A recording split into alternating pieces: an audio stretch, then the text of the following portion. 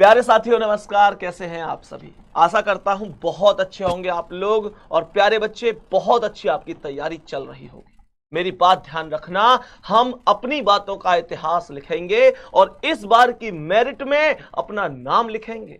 काश हमें मिल जाए आसमान की हुकूमत, हम सितारों की जगह भी इस बार मम्मी पापा का नाम लिखेंगे। उनके सपनों की खातिर जितनी मेहनत करनी है करते रहो प्यारे साथी, क्योंकि उस दिन जिस दिन आपका जॉइन लेटर आएगा उस दिन उनकी बूढ़ी आंखों में चमक देखना, खुशी के आंसू देखना। और प्यारे बच्चे पहली बार आप ये महसूस कर पा रहे होंगे कि उस बुढ़ापे में भी एक अलग लेवल की खुशी उनको है और तुम्हारा सपना साकार होते ही वो समझेंगे कि उन्हें जिंदगी की हर खुशी मिल गई। पंक्ति वाले सवालों में बहुत ज्यादा समस्या बच्चों को आ रही। लगातार कमेंट देख रहा हूं, भैया पंक्ति वाले सवालों में हम तो दाएं बाएं में ही फंस रहे हैं, हम तो समझ ही नहीं पा रहे उत्तर की ओर दक्षिण की ओर कैसे सवाल होते हैं। आज इनका पोस्टमार्टम करने के लिए हम आ गए योग्य सीरीज में एक और नई क्लास लेकर। आओ पहला क्वेश्चन जानते हैं।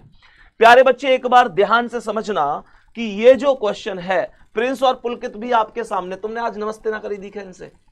अच्छा कर ली, नमस्ते कर लेते हैं ना ये तुमसे, ठीक है आ जाओ। चलो ध्यान से देखो, क्योंकि तुम्हारे भाई हैं, किसी के छोटे हो सकते हैं किसी के बड़े हो सकते हैं, लेकिन प्रिंस और पुलकित को भी तुम बहुत प्यार दे रहे हो, इसके लिए बहुत बहुत प्यार आपके लिए भी। प्यारे बच्चे इसी तरीके से प्यार बनाकर रखना है, क्योंकि प्यार सबसे बड़ी चीज होती है। ठीक है, ध्यान से समझो। सवाल जैसे ये कह रहा है, बेटा ध्यान से देखना कि 7 कार्यकर्ता आलोक, भूषण, कोलिन, दिनेश, ईशांत, फातिमा और गौरव एक सीधी रेखा में उत्तर की ओर उन्मुख होकर बैठे हैं। ये उन्मुख होने का मतलब क्या हो रहा है? उन्मुख का मतलब हो रहा है कि मुंह करके बैठे हैं। उत्तर ऐसी तो होगा ऊपर को जी। तो हमारा राइट ये, तो इसका राइट भी यही होगा। पहले तो राइट लेफ्ट समझ लो और ये हो जाएगा लेफ्ट। यानी जब उत्तर की ओर हो रहे हैं तो हमारे राइट और इसके लेफ्ट, मतलब हमारे राइट और इसके राइट, हमारे लेफ्ट और इसके लेफ्ट एक जैसी हो रहे हैं। क्यों? क्योंकि मैं भी तो पेपर में सामने ही देखता हूं, तो मेरा भी राइट है, ये भी सामने देख रहा है तो इसका भी राइट है। यानी हमारे राइट और इसके राइट एक जैसे ही है, ऐसे हमारे लेफ्ट और इसके लेफ्ट भी एक जैसे ही है जब ये उत्तर की ओर देख रहे हैं। दक्षिण में देखेंगे तो फिर इनके राइट और लेफ्ट हमारे राइट लेफ्ट से विपरीत हो जाते हैं, वो भी बताऊंगा तुम्हें। ठीक है, अब समझो। जैसे इसने पहली लाइन बोली है कि फातिमा दिनेश और गौरव के बीच में बैठी है, तो यह लाइन छोड़ दो। तुम कहो भैया काहे को? मैं कह रहा हूं जब तक दाएं बाएं में ना आ जाओ या दाया बाया ना मिल जाए सवाल में, तब तक तुम लाइन ने छोड़ते जाओ, क्योंकि नहीं तो सवाल गलत हो जाए, डायग्राम ही पूरा बिगड़ जाए करे। पुलकित हंस के दिखा। ठीक है, यहां देखो, भूषण कोलिन और आलोक के बीच में बैठा। यहां भी दाया बाया है प्रिंस? बिल्कुल नहीं आया, तो आगे बढ़ जाओ बाबू। सवाल करा ईशांत गौरव के बाएं तीसरे स्थान पे, बाएं आया क्या? हाँ जी। तो ये वो पॉइंट है जहां से मुझे सवाल शुरू करना है। सवाल करा गौरव के बाएं तीसरे स्थान पर, तो ये मान लो कि ये हो गया तुम्हारा गौरव जी। कौन हो गया? गौरव हो गया। सवाल ने कही है ईशांत गौरव के बाएं तीसरा, तो बाएं किधर है? इधर है, हाँ या ना? गौरव के बाएं कौन सा? ये तीसरा। तो पहले पे कोई और है, दूसरे पे कोई और है और तीसरे पे कौन है? तीसरे पे ईशांत है। बात यहां तक आ गई समझ में? आगे पढ़ो। आगे कह रहा है कि गौरव एक कोने पर बैठा है। गौरव कोने पे बैठो भैया। कोने पर तो कैसे बैठे करे कि यहां बिंदु लगा दो, यानी फुल स्टॉप लगा दो कि गौरव के इधर को अब कोई भी नहीं है। क्यों ना आ सके? क्यों? कोने पर बैठा है। कोने पे बैठो है, इतको कोई बैठो तो कहा जाएगा या को कोनो चलो जाएगा, हाँ या ना? कोने का मतलब होता है या तो इधर लास्ट पॉइंट पे या इधर लास्ट पॉइंट पे, तो इधर तो कोई जा ना सके। तो अब ये बताओ आदमी कितने टोटल? 7। अब कितने बैठ गए? 4 भाई 2 तो बैठ गए और 2 सीटें फिक्स है, तो यानी टोटल कितने? 1 2 3 4, तो बचे कितने? 3। तो वो कहाँ आएंगे? 1 2 3। ठीक है भाई, 3 बचे हुए इधर आ जाएंगे। सवाल में ये अब ध्यान से देखियो, यूं कह रहा है यहां पे फातिमा दिनेश और गौरव के बीच में बैठी है, तो फातिमा में यहां ना बिठा सकूं? फातिमा दिनेश और गौरव के बीच में बैठी है, तो फातिमा यहां बिठा दो, दिनेश यहां बिठा दो। देख लो ध्यान से, फातिमा बैठ गई दिनेश और गौरव के बीच में। कोई दिक्कत है यहां तक? अरे बोलो कोई दिक्कत नहीं है। आगे बढ़ते। क्वेश्चन आगे कह रहा है कि भूषण कोलिन और आलोक के बीच में बैठा है। तो एक बात बताओ, भी कोलिन आया है इसमें? नहीं। भूषण आया है? नहीं। आलोक आया है? नहीं। तो इसका मतलब एक काम कर लो ना, इसने कही है भूषण कोलिन और आलोक के बीच में, तो भूषण यहां ना बिठा सकूं? बीच में तो यहीं आ सके, यहां तो आ ही ना सके, क्योंकि यहां तो ईशांत का पड़ोसी बनेगा, यहां बीच में किसी का आ ही ना सके, कोई आदमी ना आए, तो भूषण निश्चित रूप से यहां आएगा। और भूषण बैठा है कोलिन और आलोक के बीच में। तो एक साइड तो आवेगा कोलिन और एक साइड आलोक, लेकिन अभी यूं ना पता किधर कोलिन आवेगा किधर आलोक। ये पढ़ के देखे ले रहे एक बार सवाल में। आगे इसने बोलिए आलोक कोलिन के दाएं दूसरे स्थान पर है। तो अगर ये कोलिन यहां बिठाओगे जभी तो तुम ये कह सको कि आलोक कोलिन के दाएं है। कोलिन यहां आएगा जभी तो दाएं इधर को आलोक आएगा, हाँ है ना। यहाँ आलोक बिठा दोगे तो टम्पू ना पलट जाएगा, सवाल उल्टा ही ना है जाएगा, हाँ है ना। आलोक कोलिन के दाएं दूसरा है तो कोलिन के दाएं पहले पे, भूषण है दूसरे पे, आलोक का बिठा दो। सवाल ने यही बात तो बोली, पढ़ के देखे लाइन दोबारा प्रिंस क्या कह रहा है ये। आलोक कोलिन के दाएं दूसरे स्थान पर बैठा है। तेरी समझ में आ रही पुलकित? तू हंस के दिखा है कैसे अच्छा ही चिलवा। देखो आलोक कोलिन के दाएं दूसरे स्थान पर है तो कोलिन के दाएं पहला दूसरा आलोक आ गया। बाबू यहां से कोई क्वेश्चन पूछ ले तुम बहुत आराम से सवाल का आंसर दे सकते। ठीक है, सवाल ने क्या पूछिए पढ़ के बताओ। ईशान और फातिमा के बीच में कौन बैठा है? ईशांत और फातिमा के बीच में कौन है बताओ कौन है? ईशांत और फातिमा के बीच में दिनेश है। क्वेश्चन में पूछा लेफ्ट हैंड पे कौन है, सबसे लेफ्ट पे कौन है तो कोलिन है।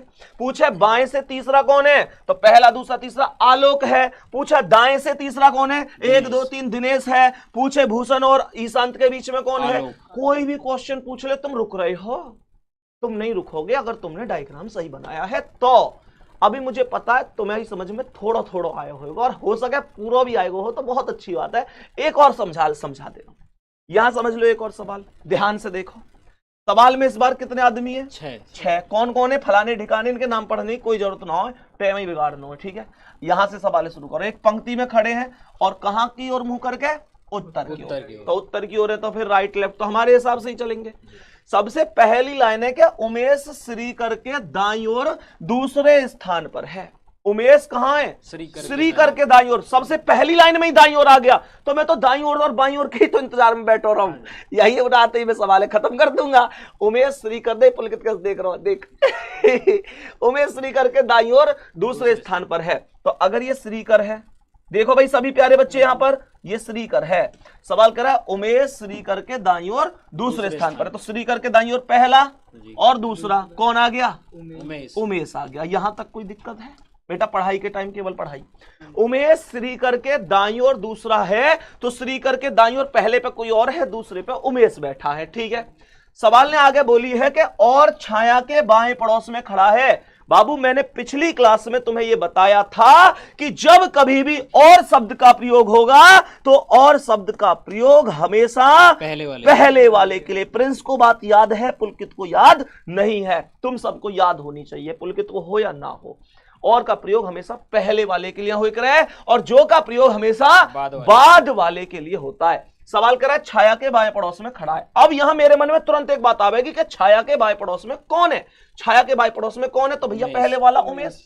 बात आ रही समझ में? इसने बोलिए उमेश श्री करके दाईं ओर दूसरे स्थान पर है और छाया के बाएं पड़ोस में है तो छाया के बाएं पड़ोस में और लगा हुआ तो ये पहले वाले के लिए, यानी छाया के बाएं पड़ोस में उमेश है क्योंकि उमेश और श्रीकर में पहले उमेश का नाम आया है।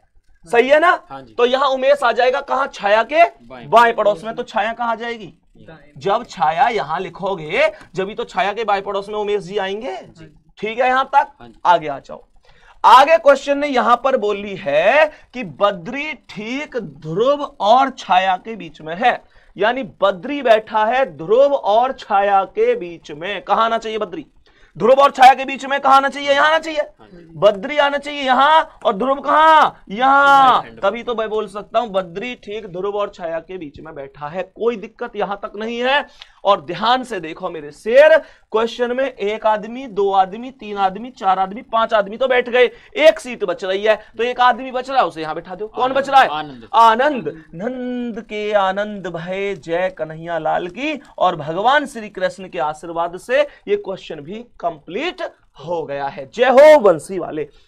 तो प्यारे बच्चे, उम्मीद करता हूं आप लोगों को ये बहुत अच्छी तरीके से समझ में आई होगी क्लास और यहां से आपका ये जो डाउट था ये भी आप लोगों को समझ में आया होगा। उम्मीद करता हूं कभी गलती नहीं करोगे। क्या करे? कभी नहीं करोगे।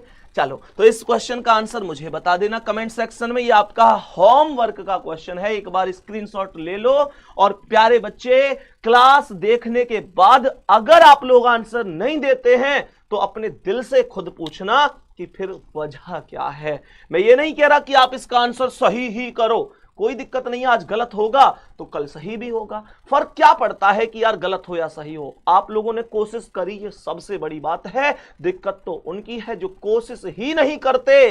ध्यान रखना, गिरकर उठना, उठकर चलना, यह क्रम है संसार का।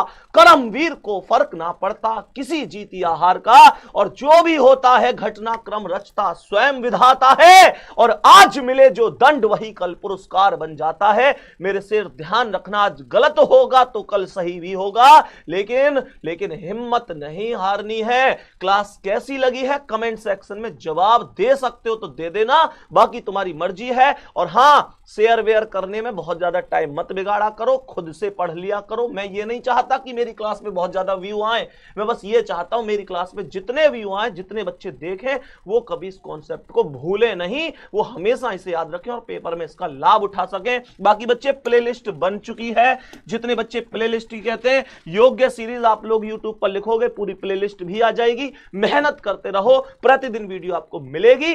शानदार तरीके से पढ़ो। जय हिंद, जय भारत, बाय बाय।